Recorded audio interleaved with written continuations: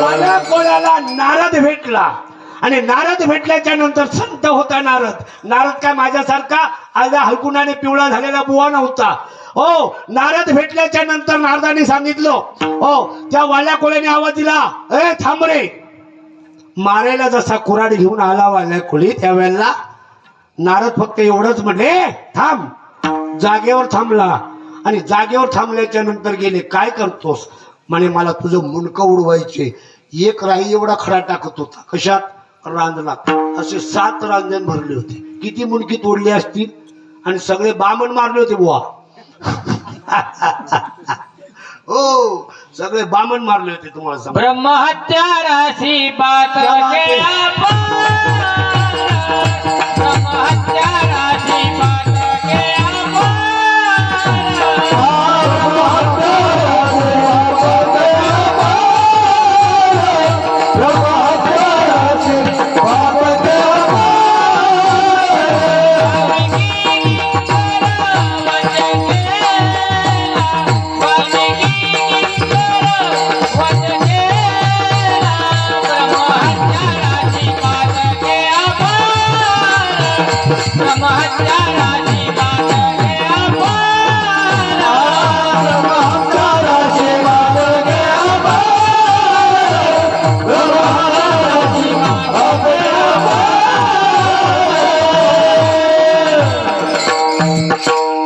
बायकोला जाऊन विचारून आला, मी पाप करतो त्याचा अर्धा वाटा तू घेशील का?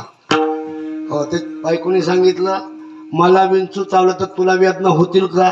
तर म्हणे ना व्हायचं. मग चला निघा म्हणे, तुम्ही तुमचं काम करायचं, बायका पोरा पोसाची काम करून आणायचे, आम्हाला खायला घालायचं. चोऱ्या करता, माऱ्या करता, खून करता, आम्हाला काही घेणं देणं नाही. आपुली आपण करा. तिथून आला आणि तिथून आल्याच्या नंतर एकदा डोक्यामध्ये प्रकाश पडला, नाही कुणाची कुणी तुझी नव्हे रे कुणी. अंती जाशील एकला प्राण्या माझे माझे म्हणून, प्राण्या मायेचा बाजार.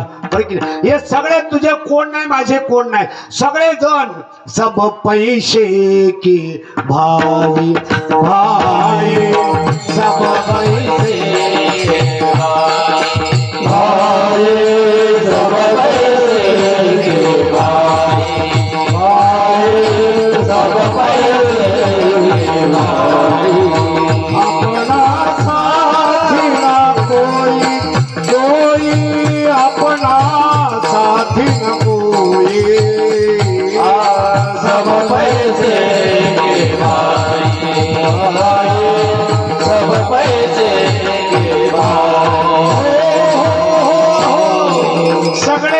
फक्त तुमच्या कमाईवर जगणारे आहेत. सोयरे धायरे संपत्तीचे लोक, निर्वाणीचा एक पांडुर. कोणी आपलं नाही त्याला समजलं आणि त्याने पाठीमागं बोलून पाहिलं नाही. त्याच्या अंगावर मुंग्यांचं वारूळ झालं है ना. बाबा मी प्रश्न करतो तुम्हाला, वाळल्या कोळ्याच्या अंगावर मुंग्याचं वारूळ झालं. आम्ही माल ओढत असताना जर आपल्या एखादा मुंगळी चावली तर आपली माळ थांबते का चालू राहते? याचा अर्थ काय घ्यायचा? याचा अर्थ असा घ्यायचा की ज्या मुंग्या त्याच्या अंगावर चढल्या होत्या त्या आपल्या लौकिकातल्या मुंग्या नव्हत्या, त्या अलौकिक मुंग्या होत्या. ज्या वेळेला साधूना माथ्यावर हात ठेवला, लावणीया हात कुरवाणीला माता, त्या दिवशी साधू आपल्या डोक्यावर नुसता हात ठेवत नाही, त्याला काही चाला लागलेला नसतो. आपल्या कोणी पाया पडायला आला ना का पडतो पाया आपण, आणि होऊ दे तुझं कल्याण. होईल का कल्याण आपलं? नाही ना. जो पाया ज्याच्या पडतो त्याचंच कल्याण झालं नाही, आपलं कसं कल्याण होईल? आणि मग त्या ठिकाणी सांगितलं जातं, बाबा जो व्यक्ती नामचिंतन करत असताना त्याला त्याच्या गुरुने दिलेला जो बोध आहे त्या बोधाचा वपो ज्यावेळेला अंतकरणात होतो त्यावेळेला देहाचा विसर पडतो. तुकोबारायांनी मागितलं होतं, देवा आता अशा करी उपकार या देहाचा विसर पाडी मग. आणि या देहाचा विसर पडून जोपर्यंत चिंतन होत नाही तोपर्यंत आपला परमार्थ फलद्रूप होत नाही. तोपर्यंत परमार्थ आपला वांझोटा असू शकतो, तोपर्यंत आपल्या परमार्थाला फळ नाही. आणि म्हणून मागणं मागायचं देवाकडे, देवा काय कर, माझा ह्या हा मनुष्य जन्मामध्ये आल्याच्या नंतर तुम्हाला सांगतो बरं का, तुमचं टाळ वाजवणं, माझं कीर्तन करणं, आपलं आळंदी, पंढरपूर, गाणगापूर, तुळजापूर, जिथं जिथं जाणं, एवढं फक्त एकाच गोष्टीसाठी का माझ्या जीवनामध्ये योग्य सद्गुरू प्राप्त व्हावा आणि मी भगवंताच्या स्वरूपामध्ये विलीन व्हावं, याच्यासाठीच परमार्थ केला जातो. आणि त्या परमार्थासाठी नवे नवे ह्या यावतच्या जीवासाठी हा जो भरकटलेला जीव आहे, विषयामध्ये गुरफटलेला जीव आहे, त्याची अंतःकरणापासून त्याला त्याचा उद्धार करण्यासाठी संतांचा जन्म अभंगाच्या दुसऱ्या चरणात. अवतारा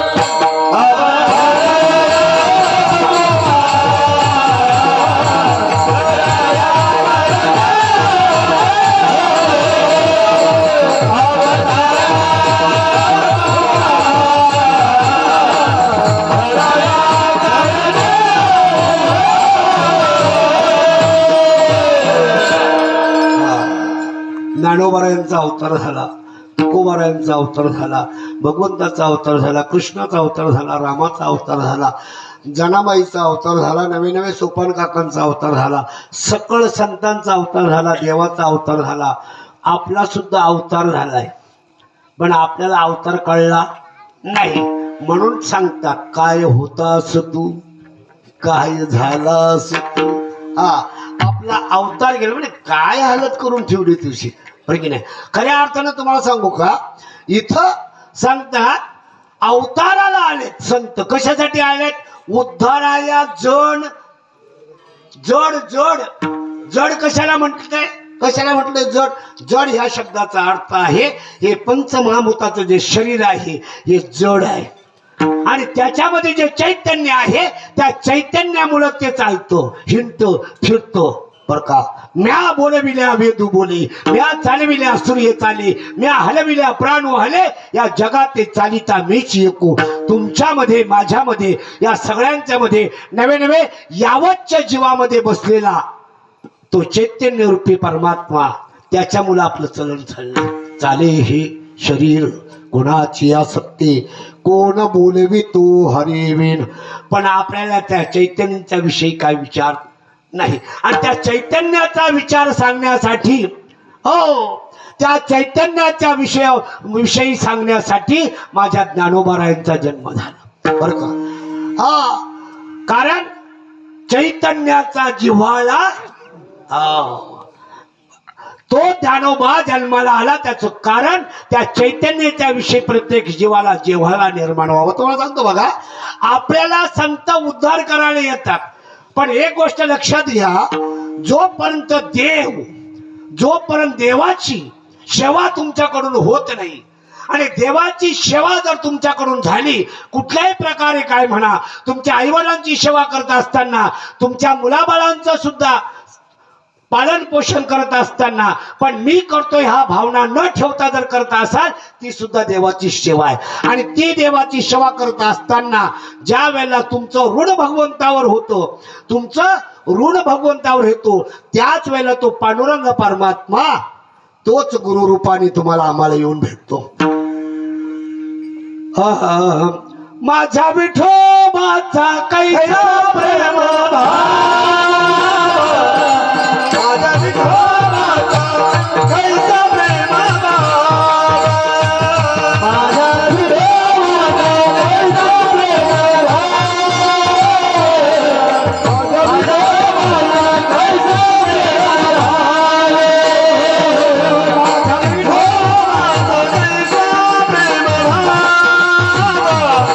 माझा विठोबाचा कैसा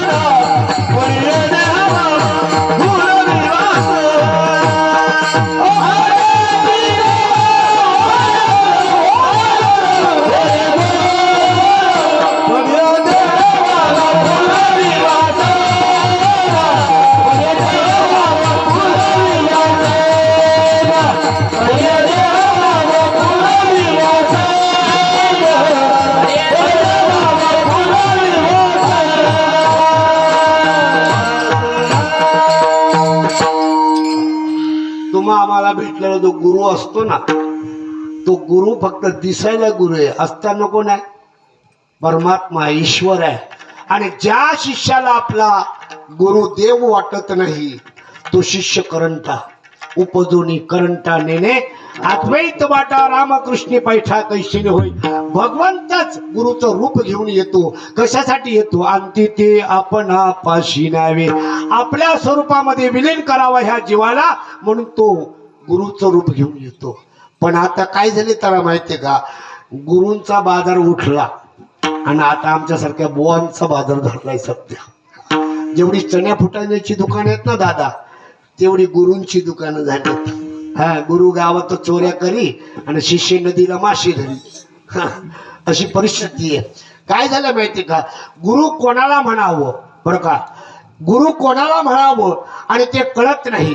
आणि ते गुरु कोणाला म्हणावं हे न कळल्यामुळं माझ्या भगवान श्रीकृष्णाने भागवतामध्ये सांगितलं, उद्धवाला उद्धवा मंत्र तंत्र उपदेशिती, मंत्र आणि तंत्राचा उपदेश करणारे गुरु घरोघरी मिळतील तुला, पण शिष्य